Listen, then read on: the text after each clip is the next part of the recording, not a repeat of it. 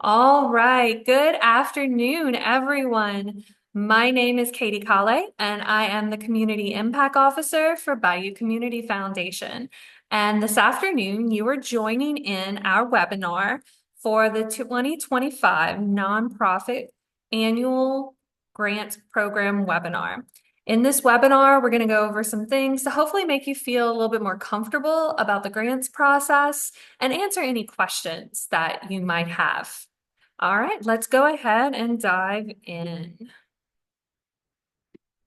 All right, so our agenda today, we're going to start off by doing a very general overview of the BCF 2025 Nonprofit Grants Program, which will include a request timeline so that you'll have all the dates you need.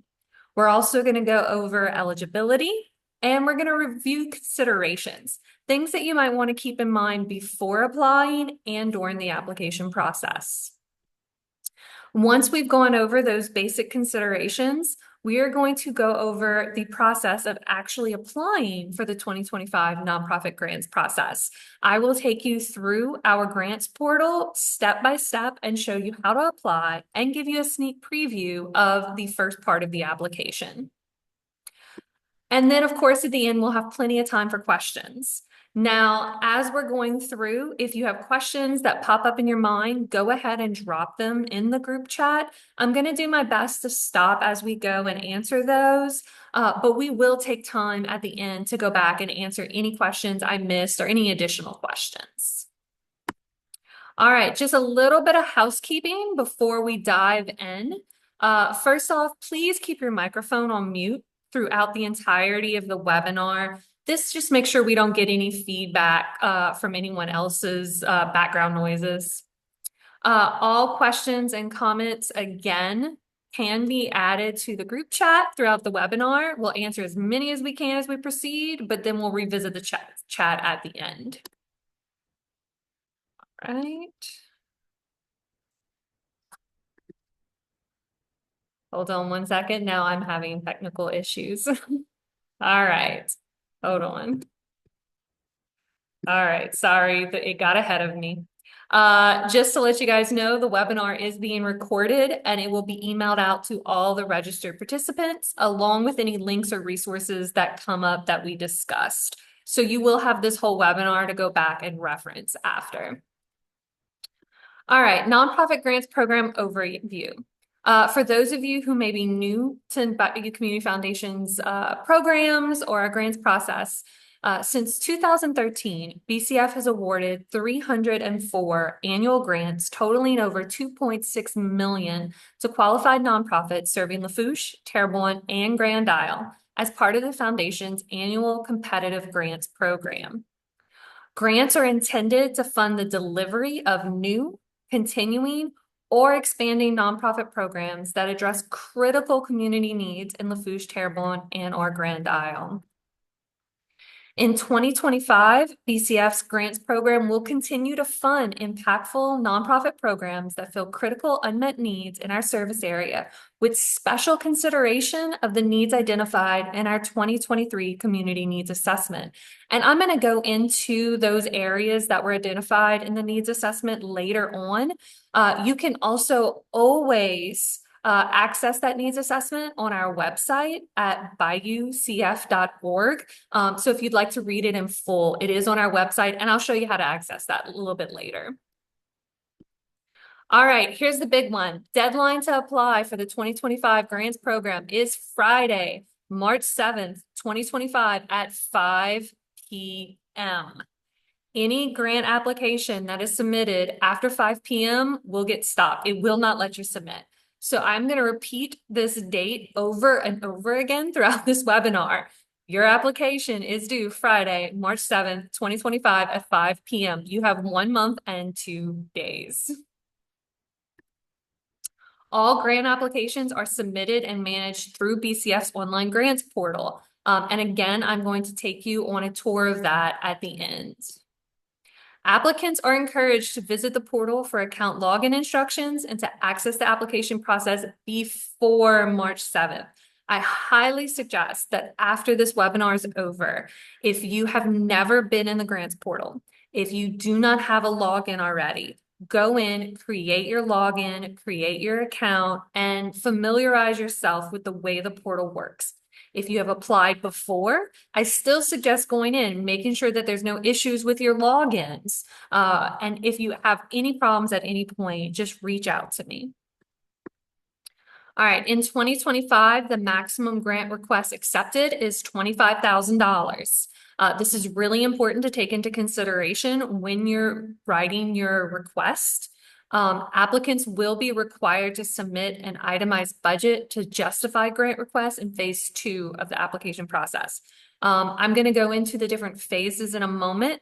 So just to let you know, the first phase, you will just be letting us know how much you're requesting. You will not have to go into a detailed budget, but that amount requested will carry over to the full application. And if you are allowed to fill out the full application, you will have to justify the full amount in an itemized budget. Please keep that into consideration when you're applying. All right, our grant request timeline. The program includes a 2-phase application process that's managed through our grants portal. Phase 1 is the letter of intent, which I will here on refer to as the LOI. That LOI opened on January 21st and is open until March 7th, 2025 at 5 p.m.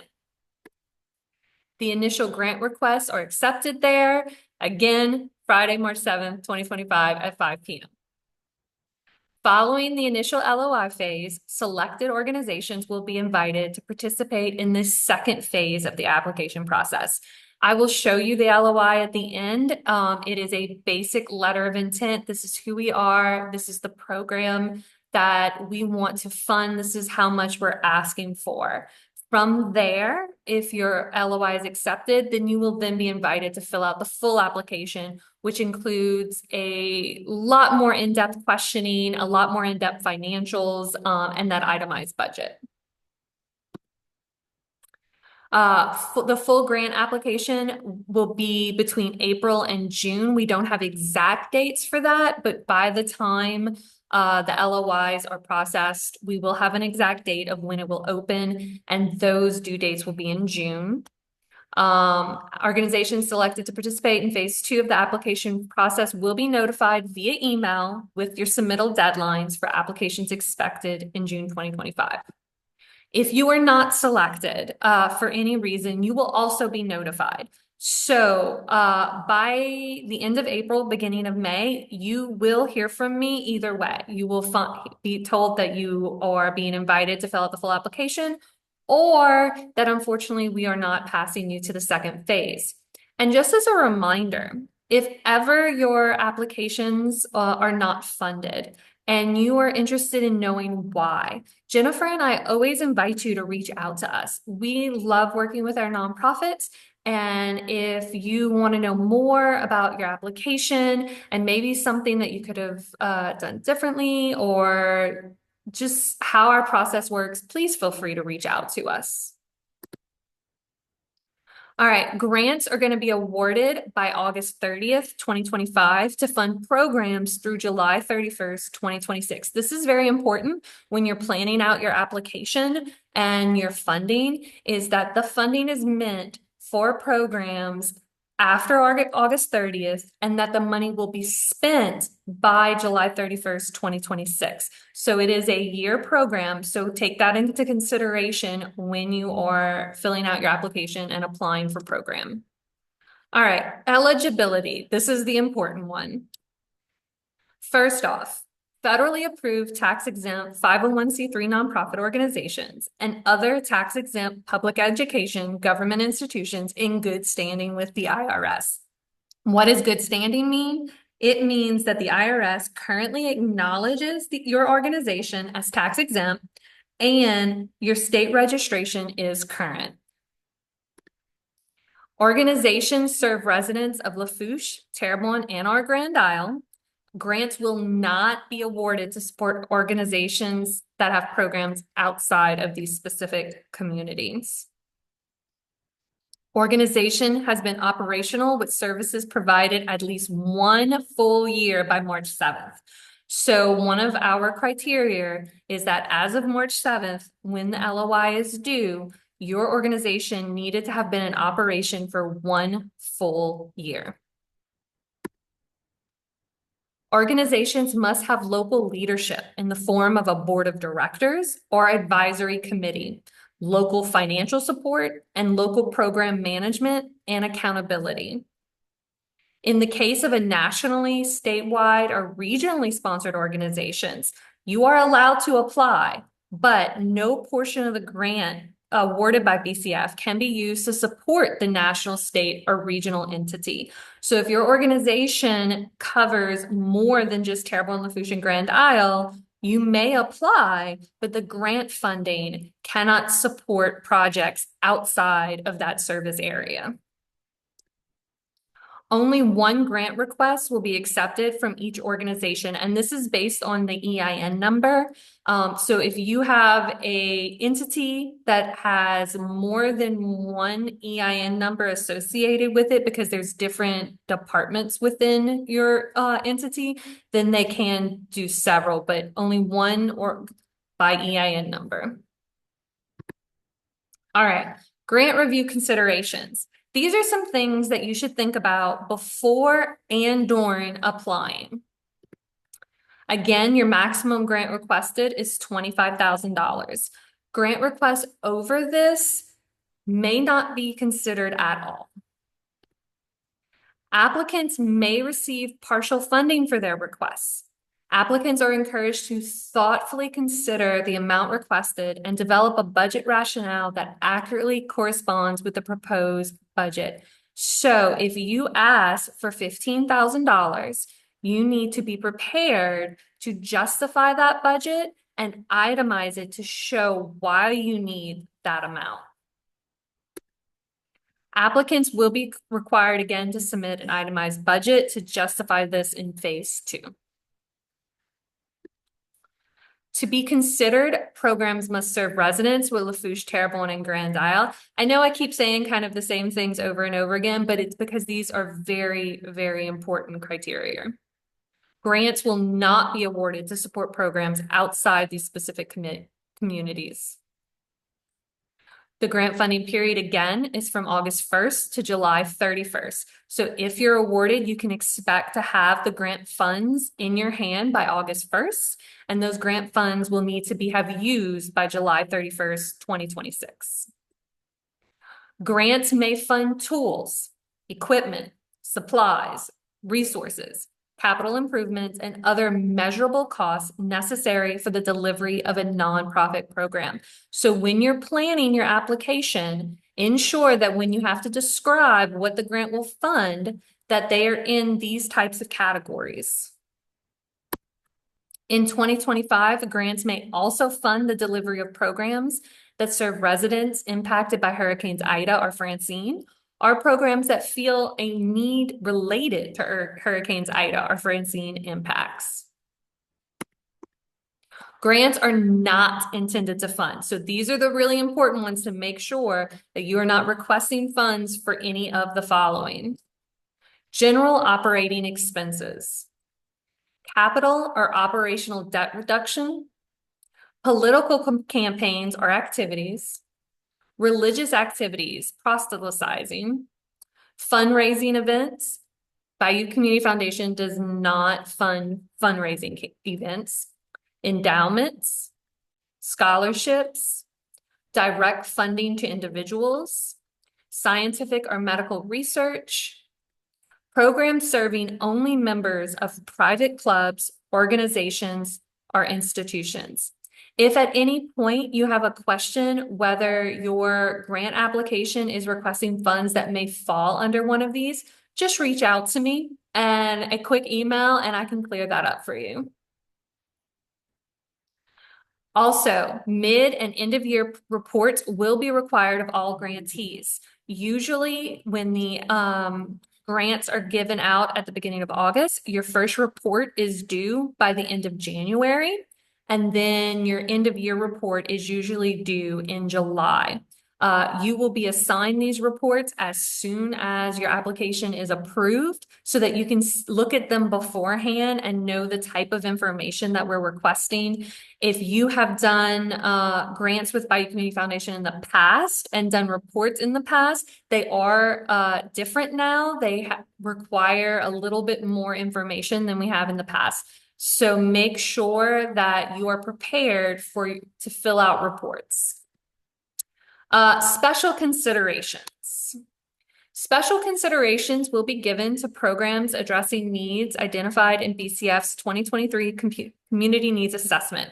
And those are, but not limited to, housing affordability, availability, and homelessness, mental and behavioral health, substance use disorder, food insecurity and quality nutrition, enrichment and other services for at-risk youth, early childhood education, workforce development and training, health equity and access to health care, nonprofit collaboration, and integrated community resources. These were the primary areas that were identified in our 2023 Community Needs Assessment. Again, you can access that full assessment on our website by ucf.org. These are the areas that we are going to give special consideration to for nonprofits who are applying for programs. When you fill out your LOI, and I'll show you this in a bit, you have to choose your category. Which category does your application fall under? And you will see these categories again with a few others. If you are ever unsure which category your program should fall under, again, reach out to me and I can help clarify that for you. All right. Requests for food banks, pantries, and other food distribution programs. If your organization is going to be making requests that have to do with food insecurity, you really want to pay attention to this part. Food banks, pantries, and other nonprofit organizations applying for a grant to fund food distribution programs will be asked to answer additional questions on the initial grant request form, your LOI, and your full application. So you will have questions that other service areas will not have to answer. These special considerations will be given to requests from applicants that are a partner agency of a regional or national food distribution network that provides donated food and or regularly receives donated food from local retailers or other donated food sources. So food banks, pantries, and distribution programs that are a partner with a agency that's either regional, national, or receives donations from a local retailer will get special consideration. You'll get special consideration if you utilize an income qualification system, which we will ask about in the application, or uses a system to manage and monitor the distribution to clients. If the funding request is for product purchase, as in to buy food, applicants will be asked to explain why or what additional food purchases are needed beyond the donated product and the gap that this grant funding will fill to meet the needs of the client served. So if you are a food bank or pantry and you are going to be applying for funds to purchase food, be prepared that one of the questions is for you to explain why the donated amount or the amount you're getting from partners is not sufficient. BCF will also consider funding requests for infrastructure. So for food banks, pantries, and distributions, food is not the only thing that you can ask for funding for. You can ask for funding to support the administration of food distribution programs through infrastructure, such as storage solutions, shelving, equipment, refrigeration units, technology, or other resources or systems that would enhance their capacity to distribute food efficiently and effectively.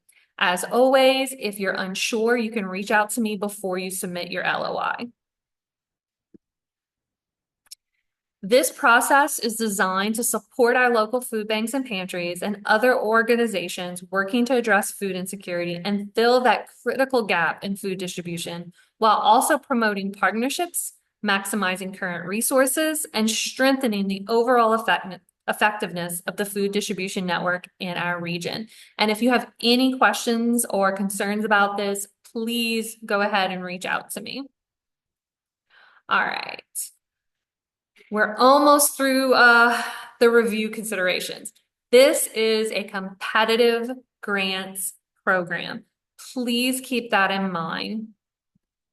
Grantees selected, the number of grants awarded, and grants amounts awarded to each recipient are at the discretion of the Bayou Community Foundation Grants Committee and Board of Directors and dependent on BCF funds available.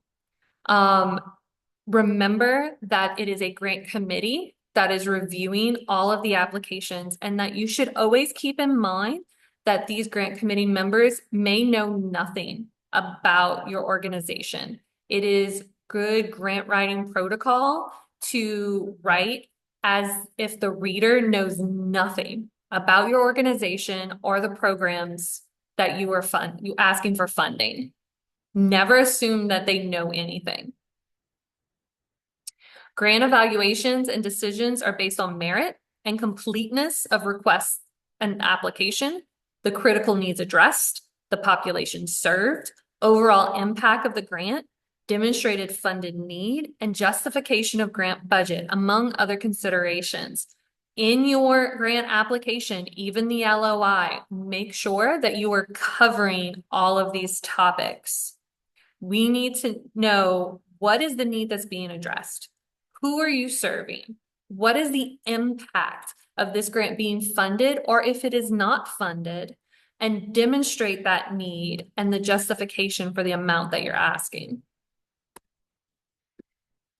An organization's BCF grant funding history and previous grant reports may also be considered by the grants committee during evaluation. So if you are a previous BCF grant awardee, the amount that we have granted to you in the past, what we have granted to you for, and the reports that you have submitted may be taken into consideration when determining whether to award future grants.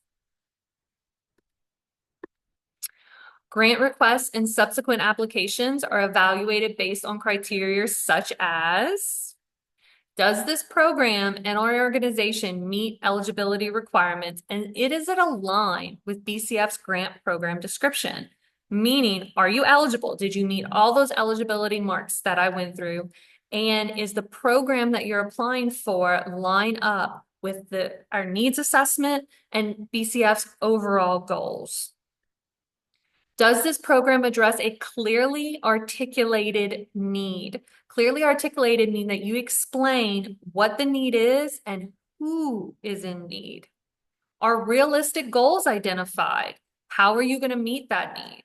Is the program proposed for the grant well thought out and strategic? What are you going to do? When are you going to do it? How are you going to do it?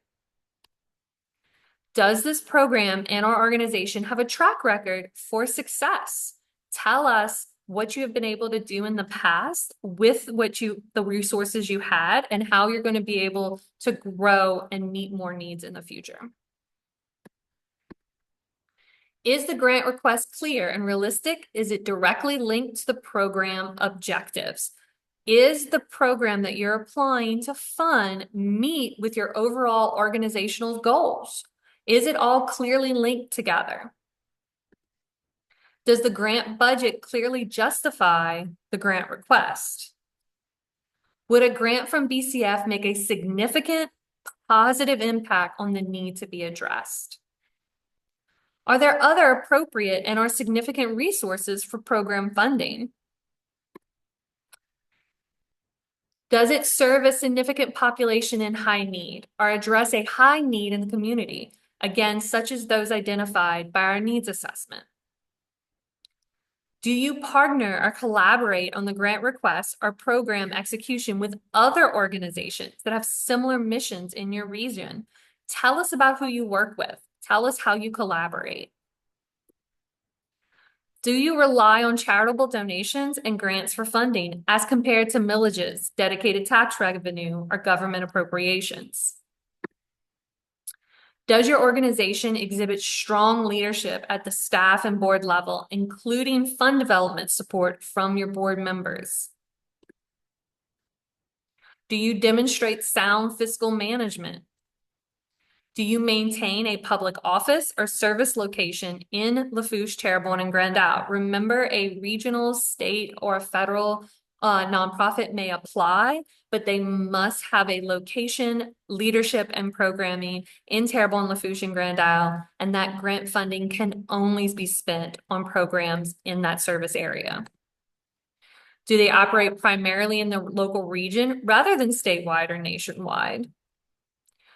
Does your organization participate in BCF workshops, conferences, and other nonprofit development opportunities? If you are not on our nonprofit list so that you get the information for these opportunities, make sure you send your email to me after this webinar. Does your organization leverage funds and in-kind support as in using seed money, match, or challenge grants and funds from multiple sources?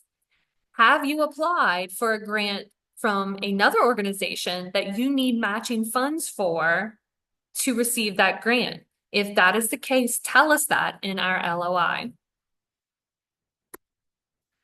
All right, and lastly, before we actually get into applying, just to kind of go over our grant-making nonprofit non-discrimination policy.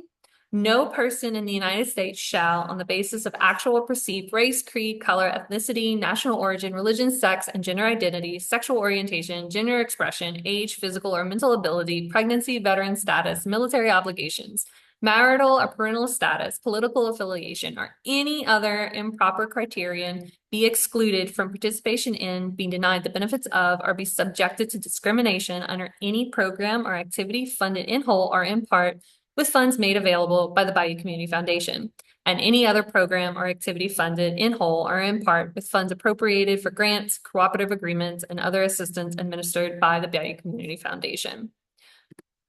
By submitting a proposal, you give the Bayou Community Foundation permission to share your application details with other interested individual donors who are interested in funding or co-funding with the foundation.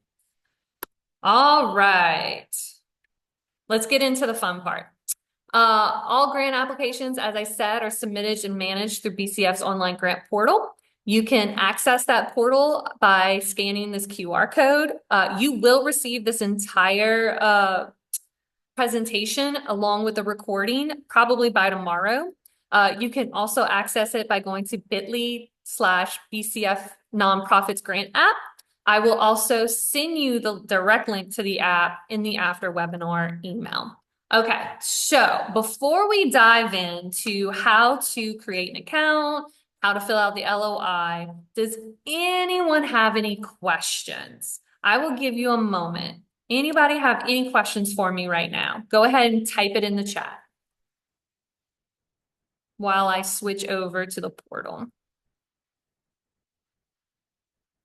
No questions? Everybody's good? Okay. I haven't scared anybody off yet, have I? All right. All right, so BCF's grant portal looks like this. It gives you just a really basic on the side. If you have not ever applied before, you would click Create New Account, and you're going to go in and do some basic information, your organization's name, EIN number, all that kind of stuff. You'll go into your user information, all that, and at the end, create a password. If you are unsure if your organization already has an account, reach out to me. I can check on that. If your organization has an account before, but the primary contact or the person filling out the grant has changed, you can contact me for that as well, and I can reassign primary contacts. As a little bit of advice, whoever fills out the grant LOI will be the one to receive all of the contact emails. They'll be the one to receive the email about filling out the full application. They will be the one to receive information about reports and due dates. So if the person who is filling out the LOI is not the person you want receiving all of that contact information, you need to let me know. I highly suggest if you have more than one person working on a grant application that you create a general email login that everyone can use. We have had some confusion in the past with one person filling it out, but then that person wasn't the one getting the reports. And, so I need you to communicate with me if you have more than one person being involved in this process.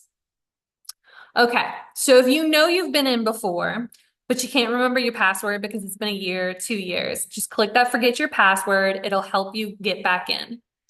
If you have an account, you are just going to go ahead and sign in, and I'm going to sign in as my test user to show you what it will look like. All right, so once you sign in, you're going to see Bayou Community Foundation at the top, a little house, apply, organization history. Under active requests, you will see any requests that are open. So if you applied and received a grant in 2024, that information will be here. If you applied in 2023 and have not turned in all your reports, you'll see there. If you go to historical requests, you will see every grant that you have applied for and whether you received it or not. So to get started with the 2025, you're going to go up here to apply, and it pulls up all of our grants. So the first one is the 2025, and you'll notice off to the right that little apply button. But before we click that, if you scroll down, you're going to see a synopsis of everything we just went over, including a link to BCF's community needs assessment if you'd like to go over that. And clicking here, you can actually, we're going to click here so I can show you. If you click here, you can see a list of all of the grant recipients from the past. Especially if you're new, this might be helpful. If you scroll down, you can see from 2013 to 2024, every nonprofit that has been awarded a grant, how much they were awarded, and what they were awarded that for. This could be a really good jumping off point if you're new or unsure about what you want to apply for. Also on our website, like I said, if you go to the resource library, you will see the needs assessment that you can read through that will go into great detail about all those areas. Also under the grants, if you go to the annual grant process, again, it is everything that we just went over. If you lose the link to apply, you can always come back to this page and click apply here, and it'll take you to the grant portal. There's your reminder that it is due at 5 p.m. on Friday, March 7th. If you scroll down, again, it's a reminder of everything we went over today, another link to the needs assessment. And this one's really great. The full 2025 grants program guidelines, if you click here, it is everything we went over in a printable format. Like I said, I'm going to send you the full video from today. I'm going to send you all my slides, but you can always print those guidelines here, especially if you're sharing information with someone else. This has everything we went over today and more. Okay, so let's go back to the grant portal. Now, if you scroll down a little bit, you can see that that was our Bayou Recovery Fund for Hurricane Francine. You'll see there's no apply button because that is closed. The 2024, there's no apply button because that is closed. All right, so let's go back. Let's click apply. At the top, you will see all your contact information. As you can see, this is a test user. If you get into the LOI and any of the information is different, it needs to be changed, click the little pencil and you can go in and edit that information at any time. Okay. So we are going to start, it reminds you, March 7th, 2025 at 5 o'clock. So you're going to start off really simple. Organization info. Are you a 501c3? If you're filling this application out, that answer should be yes. We're going to ask you what year you became a nonprofit, and we are going to ask you to upload your IRS nonprofit status determination letter. It can be a PDF, that's usually the best thing, but if you have it as a JPEG or a PNG, you can upload it as well. We do require this documentation. The next thing you're going to do is tell us about your organization. Briefly describe the mission of your organization, the needs it addresses, services provided, and geographic region of our clients served in Lafourche, Terrebonne, or Grand Isle. This is where you brag about yourself. Tell us all about you. The more you tell us, the better. After that, give us an idea of what your fiscal year organization budget is and whether or not your organization collects a millage or dedicated tax revenue or government appropriations. After that is where we get into the really fun stuff, your grant information. So your project name, please provide a brief name for your project or program for which a grant is being requested. Keep in mind, this name will be applied throughout the grant application process and grants program. Whatever you name it in the LOI, it will follow you through the entire grants process. So if you are approved for phase 2, this project name will carry over. Next is your grant amount requested. I have a reminder here that we're accepting up to $25,000. We also ask that you round to the nearest thousand. So if you already know that your grant program will cost $14,650, just round up to 17,000. All right. And remember that whatever amount you put there later on, you will be asked to justify that in an itemized budget. Total project program budget. I want to explain this. Give us the current fiscal year budget for the project or program for which grant is being requested. If your organization only provides one program, include the current project program budget here. If your organization provides multiple services and programs, please include only the budget for the program that will be supported by the grant. Your budget may include the amount of the grant being requested. So for instance, say you have a project that will cost $15,000, but you already have $5,000 of that and you're requesting 10. Well, in the grant amount requested, you're going to put 10, but in this budget, portion of the budget, you're going to put 15. The total budget is 15, but you're only asking for 10. Make sure that you keep it to the program for, this is not your entire budget for your entire organization. This is just for the program that you're looking for funding for. All right. What is the primary category of need? So this is the little drop-down box, and you're going to notice that these are all the ones we went over for the needs assessment. Homelessness and housing, mental or behavioral health, substance use disorder, food insecurity, education, workforce development or training. Education would be if you're servicing grades 12 and under. Workforce development and training would be if you're doing education for adults. Health equity, access to healthcare, other nonprofit or community resources, other services for children or families, other services for adults or seniors, other.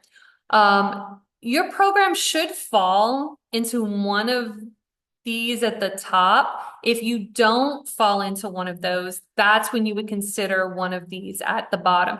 These at the bottom, the nonprofit community resource, other services, should only be if your program doesn't neatly fit into one of those at the top.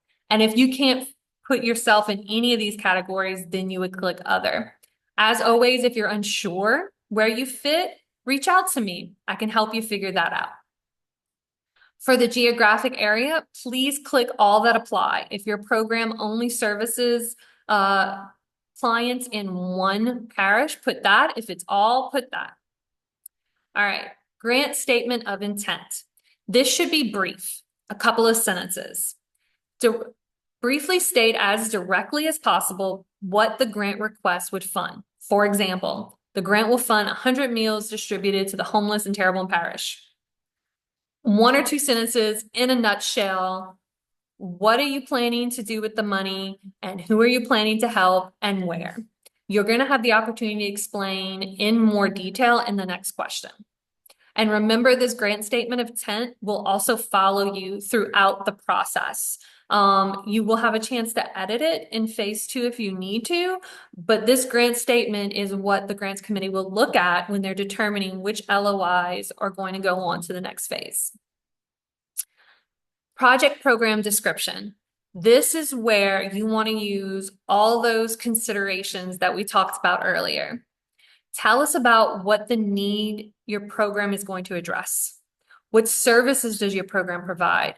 Is this an existing program that you want to continue or expand, or is it a brand new program you want to launch because of a growing need? How long has this program been in existence? What are the objectives of the program? What do you expect to achieve?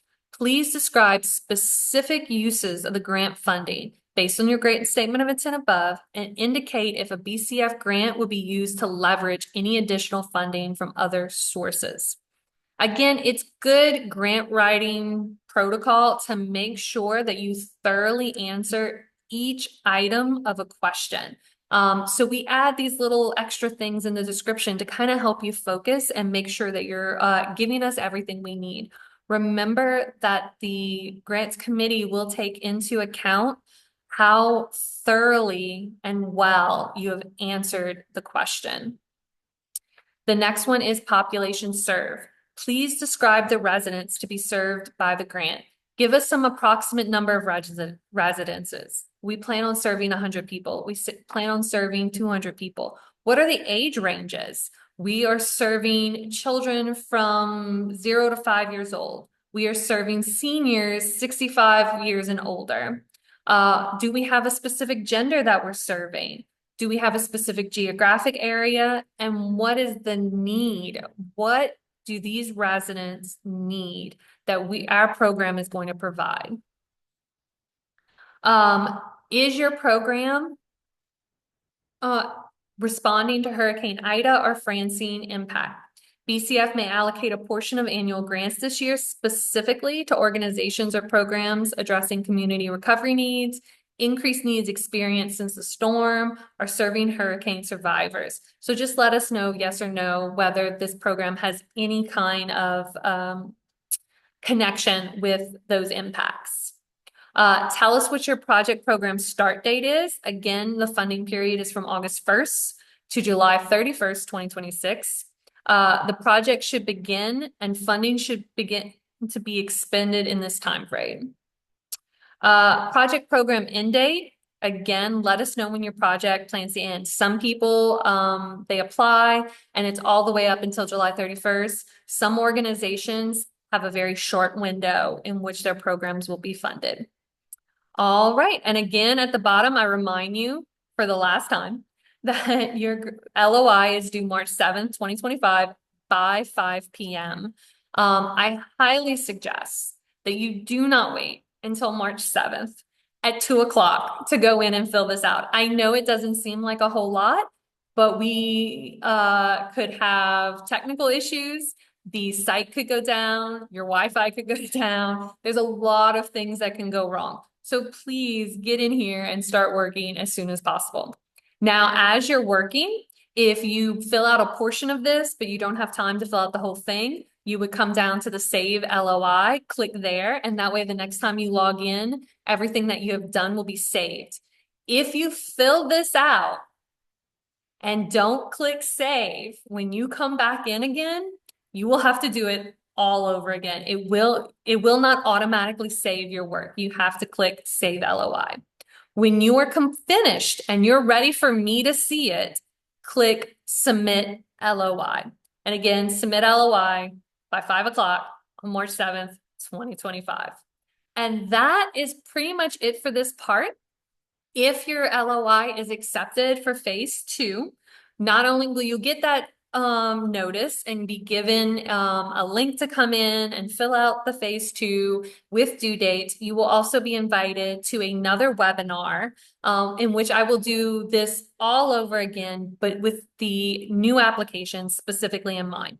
So if you're accepted for phase two, no worries. I will come in and walk you through that application just like I walked you through the LOI. All right, let's see. We're going to see if I can stop my share now. All right. So at this point, questions. Does anyone have any questions? Go ahead and start putting those questions in the chat.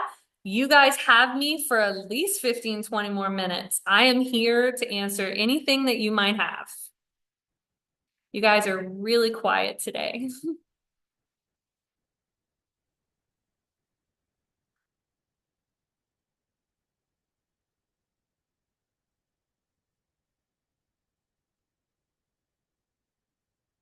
All right. Does anybody? Okay, there we go, Christy. Can you please show us the LOI save? Yes, let me go back to that. All right. So once you're in, when you get all the way to the bottom, on the bottom right, you'll see the save and you'll see the submit. If you're working and you need to stop, you need to pause, make sure you click the save LOI button so that it saves the work you're doing. When you're ready for us to see it, that's when you press the submit. Now, just to like make you guys feel a little bit better, if you accidentally click the submit button and you weren't really ready for it to be submitted, just contact me. Okay. And I can revert that status. I've had that happen a couple of times. Please do not panic. I am your support. I'm here to help you through this. All right. Does anybody else have any questions? You're welcome, Christy. You're very, very welcome. Any other questions? It can be about the LOI. It can be about the grants process, about considerations that we may have, or anything else that would make you feel more comfortable through this process. I'm gonna give you guys a minute to think.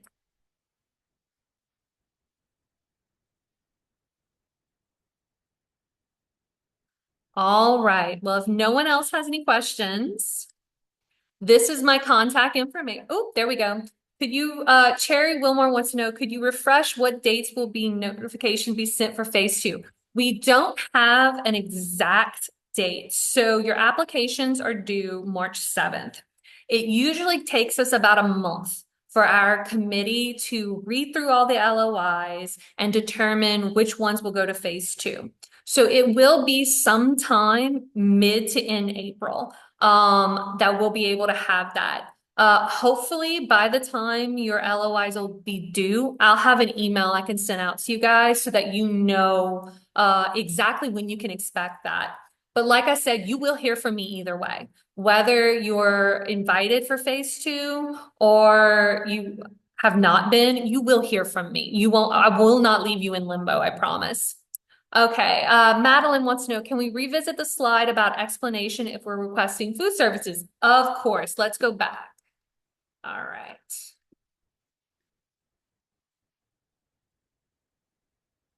Just give me one. Here we go. All right. All right, requests for food banks, pantries, and other distribution programs. All right, so just to let you know, again, if you're requesting funds for a food bank or pantry, you will have additional questions. So there will be some questions in the LOI that others didn't see. And actually, I can show you that. Let me show you guys that. All right, hold on one second. Let me change the share. All right, so if you click on food insecurity, you are going to notice at the bottom a whole other box pop up that we didn't look at before. Primary category of need is food insecurity. Here, I'm going to ask you, does your food bank or pantry currently partner with one or more nonprofits? If you do, you're going to list those partnerships with me here. If you do not, then click no. The next thing is I want to know about your food distribution sources. We want to know where you get the food that you donated. So what percentage of donated food is provided by a non-distribution partner? Like if you get food from Second Harvest or TCU, what percentage is provided by a local retailer? Does Walmart or Sam's or Rouse's donate food to you? What percentage is by individuals or community groups? Do you get donations by the local Rotary? And then what percentage is purchased food? After that, purchase a product. If your funding request is for the product purchase, please explain why you need to purchase the food, what gaps exist. Does your program include income qualifications, and do you have a managing and monitoring program for distribution of clients? So as you can see, Madeline, we just have a few extra questions that you'll need to be prepared to fill out. And those kind of go in with, I'm gonna go back to that slide. About the considerations. We are going to take into consideration if you are a partner, if you do receive donated goods, and that income qualification system and the distribution monitoring. If you're asking for product purchase, that's that question we're going to ask. If you need money to buy food, we need you to explain to us what that need is. What is that gap that you need filled? We're also going to consider, just remember, you're welcome, Madeline, also to remind you that as a food bank, you don't have to just ask for food. You can ask for storage solutions, equipment, refrigerator units, technology, those types of things to help you run your program efficiently and effectively. Okay, I think that was it for that. And to go back to Cherry, yes, if you're accepted for phase two, when you get the email saying, congratulations, you're accepted for phase two, here's the link to go and apply. You will also have another link to register for a webinar just like this one. And for that one, we're not going to go over all of the stuff we did in this one from the beginning, the process and all. We're going to spend the entire time going through the application itself. I will take you question by question through that application to make sure you understand what I'm asking and how best to answer that. All right. Has anyone else have any questions?